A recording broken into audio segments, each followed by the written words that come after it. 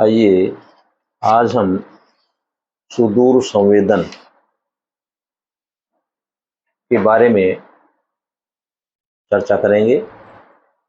सुदूर संवेदन क्या होता है और इसकी ज़रूरत क्यों है, इसकी कार्यप्रणाली कैसी है, ये क्या काम आता है, इसकी स्टेजेस कौन कौन सी हैं, इस बारे में हम पूरा वर्णन करेंगे।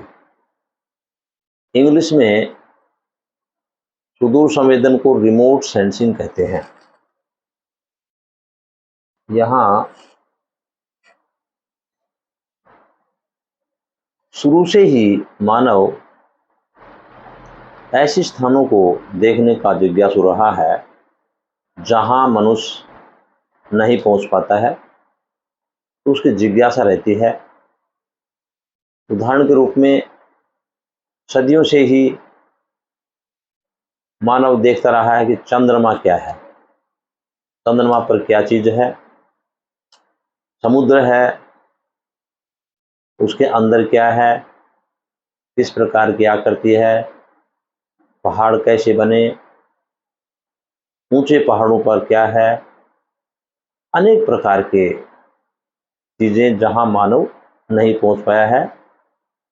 स्थलमंडल, जलमंडल, वायुमंडल के बारे में जिज्ञासु रहा है। अब यहां हम देखेंगे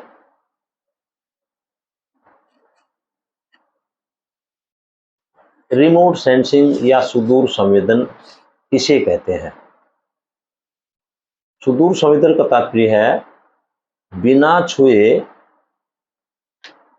किसी वस्तु के बारे में दूर से ही सूचना प्राप्त करने को सुदूर संवेदन कहते हैं। अंग्रेजी में भी इसको रिमोट सेंसिंग कहते हैं।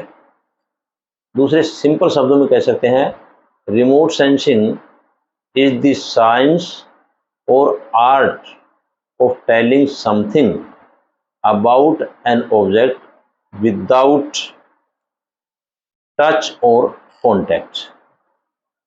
दूसरे शब्दों में ये भी सिंपल शब्दों में कह सकते हैं remote sensing is the acquisition of physical data of an object without touch or contact।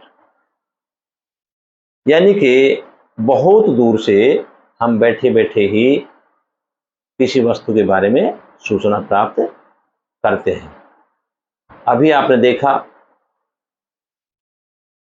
हमारा चंद्रयान 3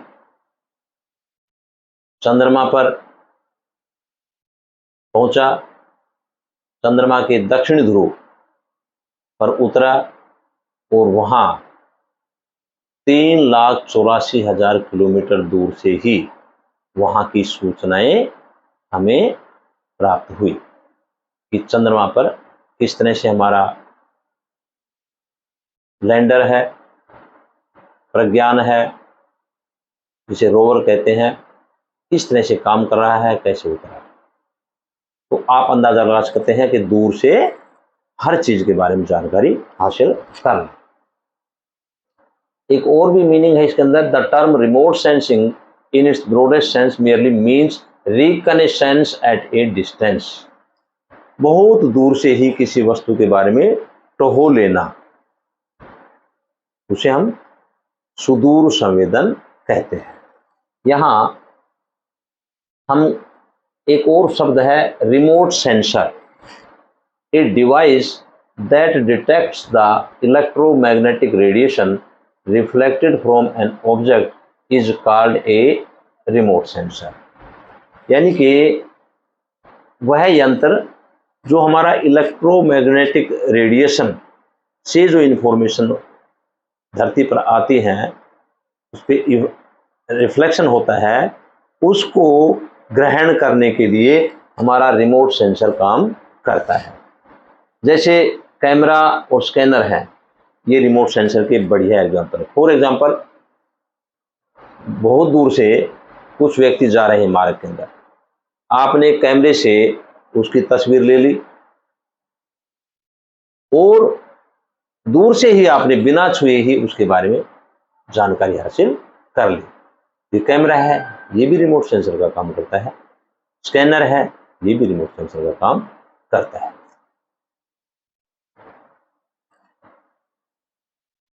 प्लेटफॉर्म क्या होते हैं? A vehicle to carry the sensor is called platform. वह व्हीकल जो सेंसर को अपने साथ रखता है। सेंसर का मतलब है, मान लीजिए कि वायुयान है, हेलीकॉप्टर है, बैलून है, इनके अंदर हम सेंसर फिट कर दें और वो वायुमंडल में ऊपर चले जाएं, या सैटेलाइट है, वो भी रिमोट सेंसर का प्लेटफॉर्म है, उसके अंदर हम सेंसर रख फिट कर दें, बहुत दूर ऊंचाई पर भी वो जा सकता है। तो ऐसा व्हीकल जहां पर हम सेंसर को ले जा सकते हो उसे हम प्लेटफॉर्म कहते हैं। यहाँ रिमोट सेंसिंग 1959 तक हमारे पास सुदूर संवेदन की ऐसी सूचनाएं यंत्रों से प्राप्त नहीं होती थी। मानव अपने आप ही अपनी कोशिश करके जहां तहां पहुंच करके सूचनाएं एकत्रित करता था। यदि हमें हिमालय की बात करें तो आदमी वहां पहुंचकर ऊंचाई पर बता सकता था कि वहां पर कैसी स्थिति है, कैसे बर्फ जमी हुई है, कितनी ऊंची ऊंची पहाड़ियां हैं, मार्ग कैसे हैं, कैसे पहुंचा जाए। लेकिन अब जो है हम यंत्रों के द्वारा बैठे बैठे ही इनकी सूचनाएं प्राप्त कर लेते हैं। 1960 के अंदर ये रिमोट सेंसिंग स्टार्ट हुआ, यानी कि यूएसए के एल्विन प्रूट ने सबसे पहले इसको बताया कि रिमोट सेंसिंग के द्वारा भी हम दूर से ही सूचनाएं प्राप्त कर सकते हैं। यहाँ सबसे पहले the first earth observation satellite Landsat was once launch in 1972 में सबसे पहले लैंडसैट 1 सैटेलाइट में सेंसर से में जानकारी प्राप्त हुई। जब से रिमोट सेंसिंग बड़ी तेजी से प्रयोग होने लगा है। अब यहाँ सबसे पहले सबसे अच्छी बात यह है कि रिमोट सेंसिंग सिस्टम के स्टेजेस कैसे हैं। असली जो मॉडल है समझने का, वो एक शूटेबल डायग्राम है जिसके माध्यम से आप समझ पाएंगे कि रिमोट सेंसिंग स्टेजेस कितने प्रकार की हैं और कैसा सिस्टम है। ये सिस्टम इतना इजी नहीं है जितना कि हम सोचते हैं कि आसानी से सूचनाएं प्राप्त होती है। तो यहाँ इसके लिए सबसे पहले हम स्टेजेस के बारे में देखते हैं। यहाँ इनकी कई स्टेजेस हैं। सबसे पहले है सन, सूर्य इलेक्ट्रोमैग्नेटिक रेडिएशन का सबसे बड़ा महत्वपूर्ण स्रोत है, तो इसलिए पहला स्टेज होगा सूर्य से ऊर्जा।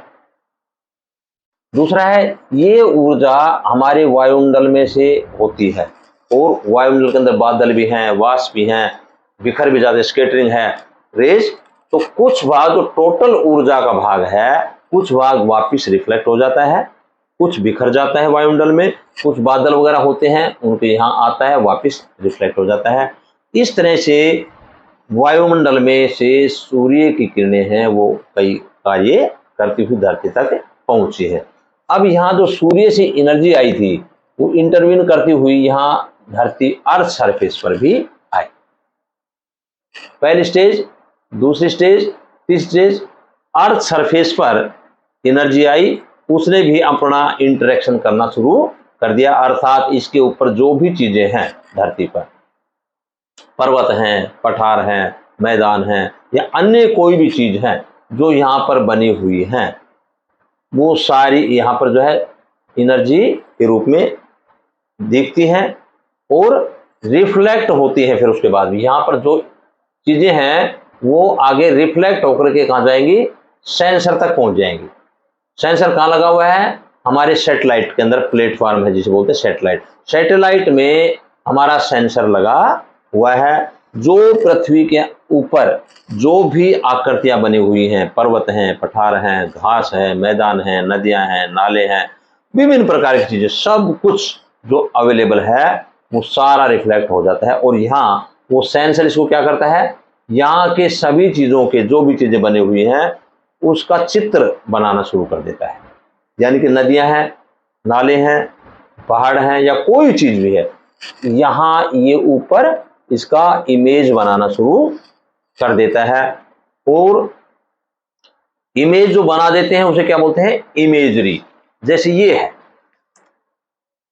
ये क्या है, सैटेलाइट, ये हमारा सैटेलाइट है। सैटेलाइट ने इमेज बनाना शुरू कर दी। इमेज का मतलब है चित्र बनाना, धरती के अंदर जो है अलग अलग क्षेत्रों के चित्र हैं वो चित्र बनाना शुरू कर दिया। और चित्र बनाने के बाद में जो चित्र आया वो हमारा धरती के ऊपर data reception and recording centre है, यहां प्राप्त होता है। ऐसी इमेजरी बनती है, इमेज बन के अलग अलग इलाके की और हमारे डाटा सेंटर में नीचे रिसीव की जाती है। उसके बाद में क्या होता है, हम इसको डिजिटल प्रोडक्ट और फोटो प्रोडक्ट में कन्वर्ट, डाटा प्रोडक्ट में हम इसको भेजते हैं। और उसके बाद में हम उसका एनालिसिस करते हैं। यही जो है इमेजरी यहाँ आती है, आकर के साफ साफ बनाई जाती है किस इलाके की है किसकी नहीं है। और उसके बाद में डाटा एनालिसिस करते हैं। अब यहाँ देखिए, एनालिसिस का मतलब है ये जो मैंने बताया था अभी, ये जो इमेजरी है इसको नए व्यक्ति के लिए इसका कोई महत्व नहीं है जिसको रिमोट सेंसिंग की जानकारी नहीं है। उसके लिए एक कागज का टुकड़ा है, वो भी रद्दी कागज का टुकड़ा है, और उसके लिए इसका कोई महत्व नहीं है। जबकि ये आज से 10-15 साल पहले लगभग 40,000 रुपए में एक इमेजरी प्राप्त होती थी, लेकिन आजकल 8 से 10,000 के रूप में लगभग रुपए में ये प्राप्त होती है। अब ये जो जानकार है उसके लिए तो बहुत महत्वपूर्ण है, क्योंकि इसकी सर्वेक्षण में हजारों व्यक्ति काम करते हैं, लेकिन हमारा जो सैटेलाइट है इसने भेज दिया और बड़े पैमाने पर इसकी पूरी नॉलेज हमें दे दी। अब यहाँ ये जो सैटेलाइट इमेजरी प्राप्त हुई, डाटा प्रोडक्ट हुआ, इसको एनालिसिस करते हैं। एनालिसिस का मतलब है अब ये जो नीचे डाटा था उसका हमने साफ साफ कंप्यूटर में सारी चीजों को तरीका, हमारे पास इसका टेक्नोलॉजी होती है जो समझाया जाता है। बाद में पूरा 1 साल का लगभग कोर्स होता है जिसमें हम हर चीज़ों के बारे में रीडिंग करना, कि कैसे इमेजरी को रीड करें, उसके अंदर कैसे पढ़ें कि इसमें क्या चीज़ है। और उसके बाद में हम कंप्यूटर से सीखने के बाद में हम सारी चीज़ों का land use, land cover map अलग अलग से बनाएंगे। इलाके का, जिस इलाके का है उसमें सेटलमेंट कहाँ है, अर्बन एरिया कहाँ है, रूरल एरिया कहाँ है, एग्रीकल्चर क्षेत्र कहाँ है, प्लांटेशन कहाँ है, वाटर पॉन्ड्स कहाँ है, स्क्रब लैंड कहाँ है, ये सारी चीज़ों का एनालिसिस हम जो है यहाँ एनालिसिस करेंगे। और उसके बाद में अलग अलग चित्र बनाएंगे। लैंड यूज वाले लैंड यूज कर दिया, किसी ने फिजियोग्राफी मैप बना लिया, इसमें यहाँ पर फिजियोग्राफी में है स्थल मंडल पे क्या क्या चीज़ें हैं, कहाँ पर बालू है, कहाँ पर चिकनी मिट्टी है, कहाँ पर समतल है, कहाँ पर पठार है, कहाँ पर मैदान है, ये सब चीज़ों का एनालिसिस हम जो है इसके अंदर करते हैं। उसके बाद में एनालिसिस करने के बाद में हम ग्राउंड ट्रुथ भी करते हैं। ग्राउंड ट्रुथ का मतलब है ये जो इमेज आई थी हमारे पास, इसके ऊपर कहाँ कहाँ पर क्या क्या चीजें हैं उसको चेक भी करते हैं। भाई ये लाइन है, कभी ऐसा ना गलत पढ़ लिया हो, यहाँ कोई और ही चीज लाइन बनी हुई हो, ऊपर से चित्र आया है, हम उसको रोड पढ़ रहे हो या रेलवे लाइन हो, तो हम वहां जाकर के देखते हैं, कभी ऐसा ना हो कि हम पढ़ते वक्त गलती कर दें। इसलिए ग्राउंड ट्रुथ का मतलब है वहां पर जाकर के ओरिजिनल रूप में देखते हैं, तो हम देखते हैं भाई ये चीज जो हमने लिखी हो बिल्कुल सही है, भाई ये अर्बन एरिया ही है, इसे बोलते हैं ग्राउंड ट्रुथ। हम जा करके कई किलोमीटर दूर भी जाकर के उस स्थान को देखते हैं और फिर चेक करते हैं। और उसके बाद में हम थीमेटिक रिपोर्ट बनाते हैं। सारी चीजें तैयार कर ली, आपने नक्शा बना लिया, आपने कंप्यूटर का कार्य कर लिया, आपने जैसे अभी मैंने बताया कि हमने जो है 2006 के अंदर हरशेक से ये चीजें सीखी थी, Haryana remote sensing application centre, वहां जाकर के अध्ययन किया था। अध्ययन करके हमें ये सिखलाया गया था कि कैसे कैसे तैयार कंप्यूटर में करते हैं। तो हमने ये ऐसे तैयार की थी। तैयारी के बाद में ये सारी चीज लिखने के बाद में हम उसकी रिपोर्ट तैयार करते हैं। उसमें हम हर चीज के बारे में लिखेंगे। जैसे हमने एक रिपोर्ट तैयार की थी, उस वक्त पूरा डिटेल लिखेंगे, कौन सा इलाका है, हिसार सिवानी एरिया का इलाका था, ये इंटीग्रेटेड स्टडी थी। और उसमें हम सारी चीज़ें लिखेंगे किसने किया, और शुरू के अंदर पूरा इंट्रोडक्शन लेते हुए हम हर चीज़ के बारे में इसका अध्ययन करेंगे। डिजिटल इमेज प्रोसेसिंग आपने कैसे की, डाटा एनालिसिस कैसे किया, विजुअल इंटरप्रिटेशन कैसे किया, डिजिटल टेक्निक कैसे की, कुल मिलाकर के हर चीज़ के बारे में इसका अध्ययन हम करते हैं। की कंपोनेंट्स ऑफ जीआईएस क्या होते हैं, सारा अध्ययन करते हैं। और हम जो है कई दिनों के बाद में हम इसकी सारी चीज़ें लिख करके फिर हम एक रिपोर्ट तैयार करते हैं, और रिपोर्ट में हम अपने फिजियोग्राफिक मैप भी देते हैं। सारा जो आपने कार्य किया सीखा है उसके बारे में हम रिपोर्ट देते हैं, और लैंड यूज लैंड कोड के बारे में इस तरह से रिपोर्ट लिखते हैं। इंटीग्रेटेड मैप कैसे बनाया और कंक्लूजन भी देते हैं। ये चीज़ें होने के बाद में जिस व्यक्ति को भी जरूरत है उसके बाद में डिसीजन मेकिंग जो आदमी लेता है, सभी के पास रिपोर्ट तैयार हो गया अलग अलग इलाके की। फिर इसके बाद में जो भी व्यक्ति अलग अलग डिपार्टमेंट्स के आकर के हमसे हमारे डिपार्टमेंट के अंदर, स्पेस डिपार्टमेंट के अंदर अपनी अपनी चीज़ों के बारे में डिमांड करते हैं।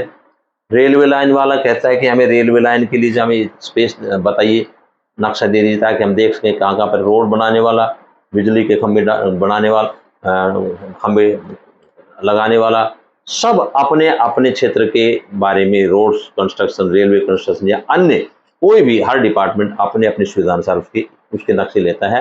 क्योंकि इसमें तो सारा कॉम्प्लिकेटेड है, लेकिन जिसको जो जरूरत है उसका नक्शा तैयार कराता है, और वो अपने आप हमारे पास आएंगे, और ये उसके बाद में जो भी व्यक्ति लेना चाहे वो ले सकता है। यहाँ तक तो ये स्टेजेस के बारे में था।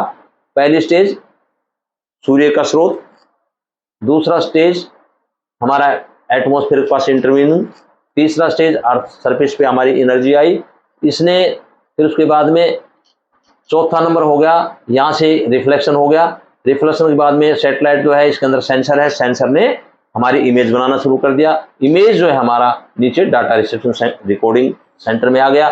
डाटा के बाद में मैंने अभी बताया था डिजिटल प्रोडक्ट्स, हमारा इमेजरी तैयार हुई। इमेजरी के बाद में हमने यहाँ एनालिसिस किया और ग्राउंड ट्रूथ किया। उसके बाद में हमने थीमेटिक रिपोर्ट किया, और रिपोर्ट तैयार करने के बाद में जो भी अवेलेबिलिटी अदर डेटाबेस है, फंड्स वगैरह है, अपने अपने सुविधा अनुसार डिपार्टमेंट वाले लेगा, और उसके बाद में कार्य होता है। ये है प्रॉपर सिस्टम।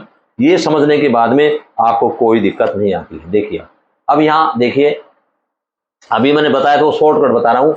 ऐसे इमेज आती है जो नॉर्मल व्यक्ति की बस की बात नहीं है समझना, इसके लिए इंटरप्रिटेशन होती है, इमेज इंटरप्रिटेशन बोलते हैं। इसको पढ़ने के लिए, समझाने के लिए हम जो है टेक्निक बताते हैं, कैसे पढ़ा जाएगा, कैसे क्या किया जाएगा, सारी कार्य प्रणाली पढ़ी जाती है, और उसके बाद में बहुत डिटेल से कार्य किया जाता है। इसके बाद में हम जो है नक्शे बनाते हैं, जैसे मैंने अभी बताया थोड़ी, ये इस तरह की तैयारी साफ साफ हो जाती है, कोई किसी प्रकार की दिक्कत नहीं आती है।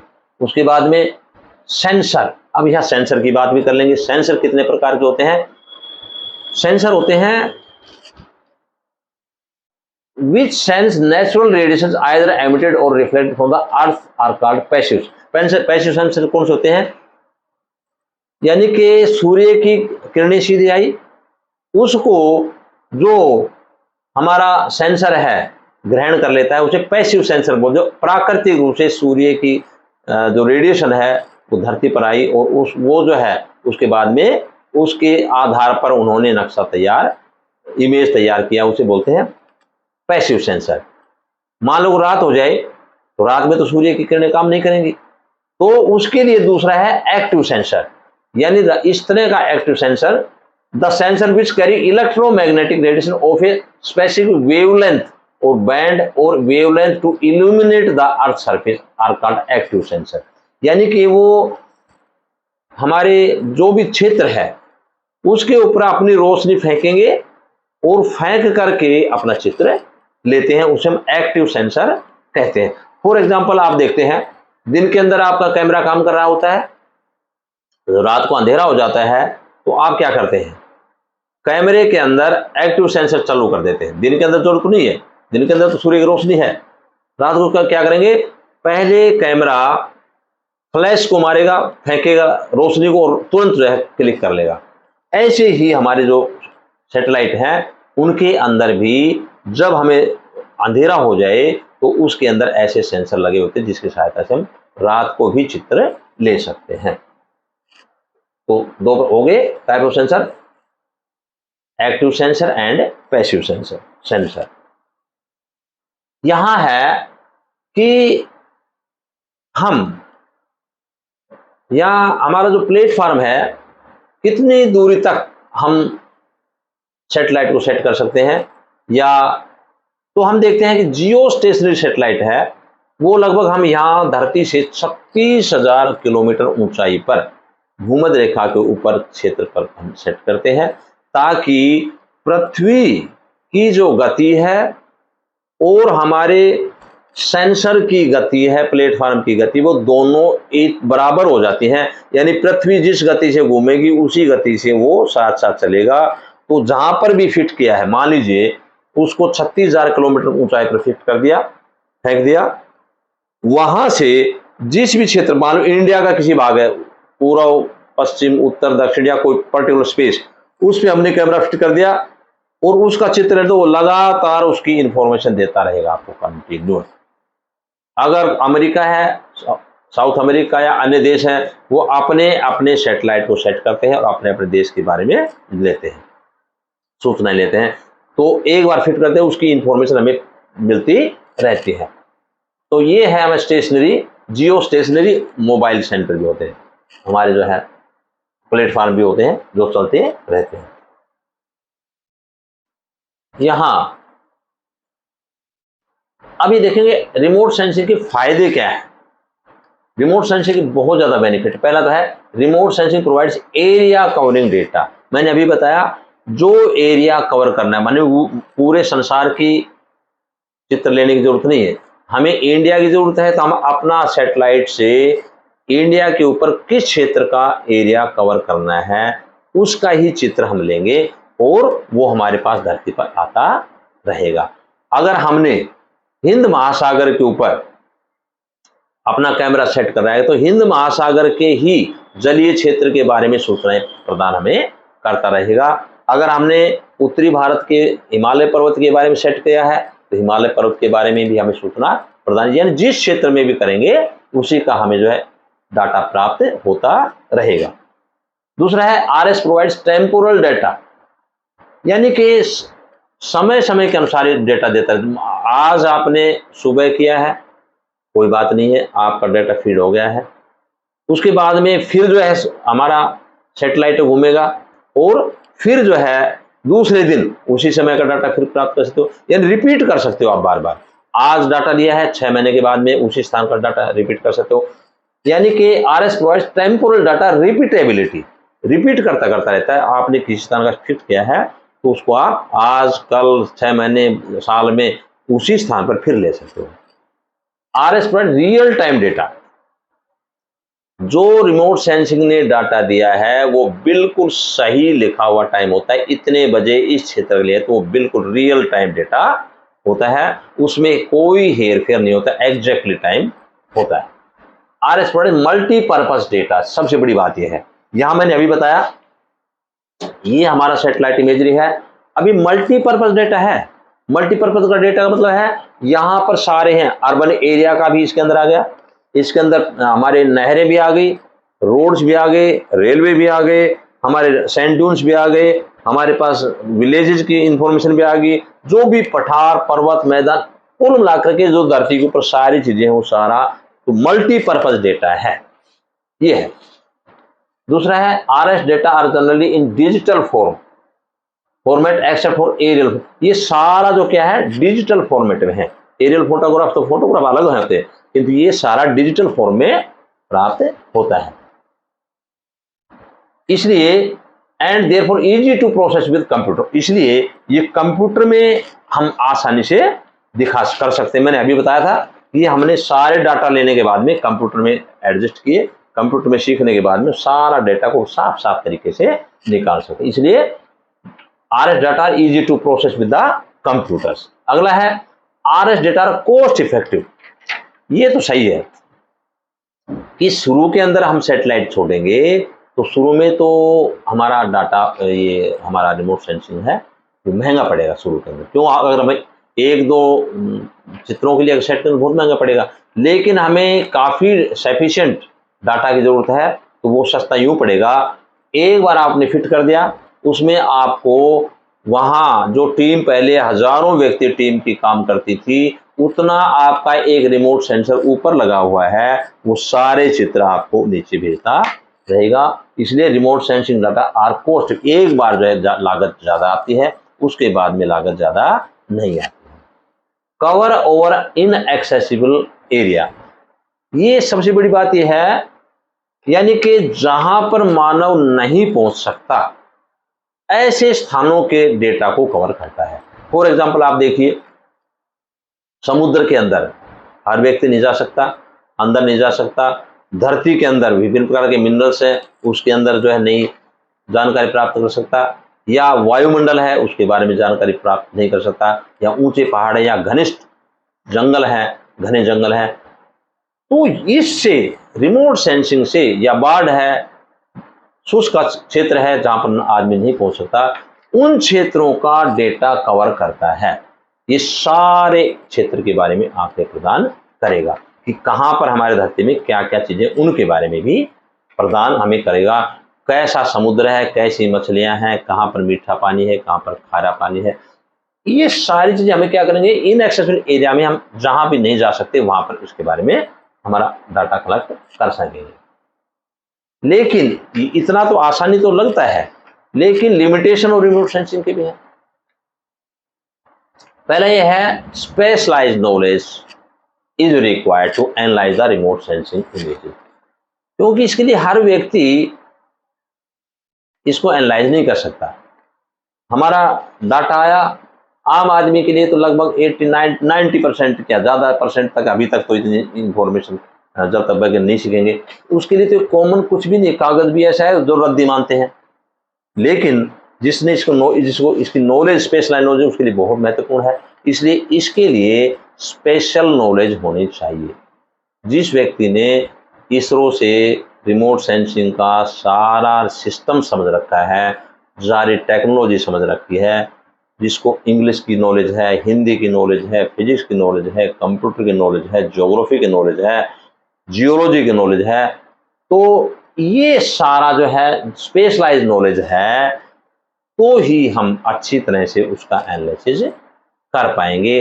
अन्यथा साधारण व्यक्ति इसको कुछ भी नहीं समझ सकता। यहां है, remotes RS provides information only about surface features. ये रिमोट सेंसिंग है, ये कि हमारे सरफेस फीचर्स के बारे में ही सूचनाएं प्रदान करता है। इनिशियल कॉस्ट इज हाई, एक ये भी लिमिटेशन है। बहुत गिनती के व्यक्ति चाहें कि भाई मुझे भी डाटा चाहिए और सैटेलाइट चाहिए, तो इसकी कॉस्ट बहुत ऊंची है। सैटेलाइट छोड़ेंगे उसमें तो बहुत रुपया लगता है, इसलिए शुरू की जो कॉस्ट है बहुत ऊंची होती है। चौथा है, operational restriction of sensor under adverse weather condition. कई बार क्या होता है, हमारी कंडीशन वेदर, हमारी जो मौसम की दशाएं हैं, वो कभी धुंध आ जाए, कभी आंधी आ जाए, कभी तूफान आ जाए, कभी अंधकार आ जाए, विभिन्न प्रकार के आ जाए, बादल आ जाए, तो ऐसी स्थिति के अंदर जो ये असुविधाएं आ जाती हैं, तो उसमें डाटा जो लेते हैं उसके लिए असुविधा, ऑपरेशनल रिस्ट्रिक्शन हो जाती हैं कि जब काम करेंगे तो उसमें कुछ पाबंदियां लग जाती हैं। मौसम साफ होता है उसमें चित्र बढ़िया आएगा, एक हम सारा हमारा धुआं में वातावरण होगा, धुंध जैसा होगा, या अनेक प्रकार के रिस्ट्रिक्शन होंगे, तो इससे दिक्कतें आती हैं। इसलिए रिमोट सेंसिंग के लिए कुछ लिमिटेशंस भी हैं। तो आप समझ गए होंगे कि किस तरह से हमारा रिमोट सेंसिंग कार्य करता है। कल हम इसके बारे में आगे, हम रिमोट सेंसिंग की क्या जरूरत है और उसके लिए जॉब अपॉर्चुनिटीज कहाँ कहाँ है, इसके सफिशिएंट, कल हम इसका नीड, आवश्यकता क्यों होती है, और इसके लिए जॉब अपॉर्चुनिटीज कहाँ कहाँ हैं, कैसे हैं, कितनी हैं, कहाँ पर हैं, इसके बारे में हम पूरा विवरण कल करेंगे। धन्यवाद।